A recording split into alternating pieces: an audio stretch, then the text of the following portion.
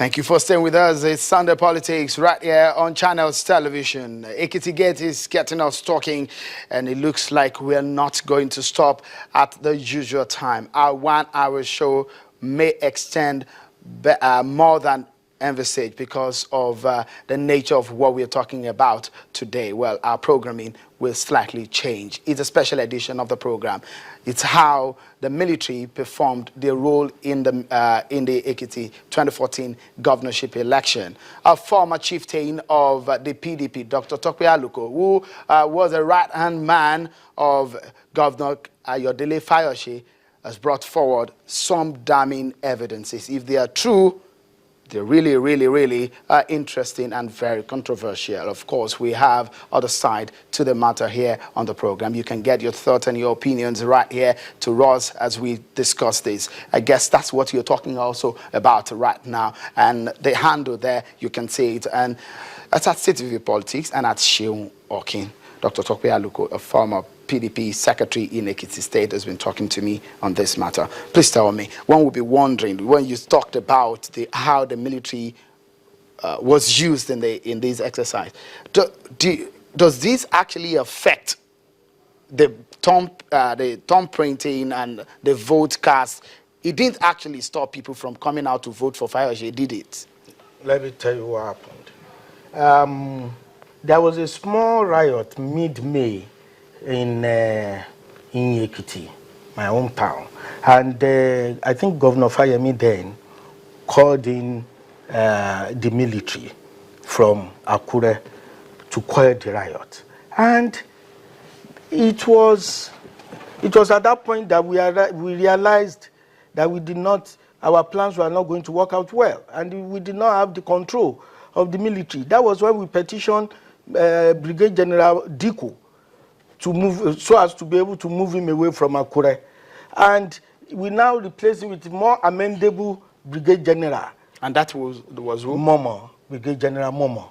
And the decision was taken. At the last security meeting, security cum special meeting, it was then that the then president now told Badi and Minema, with others in attendance, that Ayo Fayose will stand in for him. These are former army defense chief and the current then. The then military officers. Yes, and he told them that he will stand in for him. He said Ayo Fayose will stand in for me in Ekiti politics. He didn't say more than that. But of course, to all the military men, they had to provide an amendable brigade commander for Akure, so as to join the DSS that were brought from outside the state. And when you look at the strike team, it was done. There were 44 teams. In fact, all the vans that were used were actually parked in my place. So it's in your house. Yes. So you were part of this grand strategy, according to you. I was the secretary, the chief returning officer, the chairman of security and intelligence, and also a major coordinator of the campaign. So, but you have really not told me if the military were used perhaps in the way they're not supposed to be used. You still not told me, were there any thumb printing somewhere? No, it does not have to happen. But Fayose won. He was a popular man. No, wait, I'm not saying that. What I am saying is that by Thursday, by Wednesday, they were into 44 teams, and they now move into the individual local governments.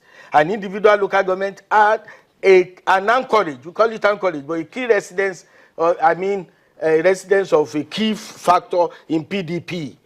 We can show the slide now. Okay, there is actually a particular evidence brought forward by Dr. Aluko, showing some of the key residencies of some people and how blockades were made during that election. If we show that quickly so that people can get a sense of what he's talking about as part of his evidences, of course. Okay, I guess this is what you are talking about. That is mobile local government. And with mobile, those are the routes that were blocked.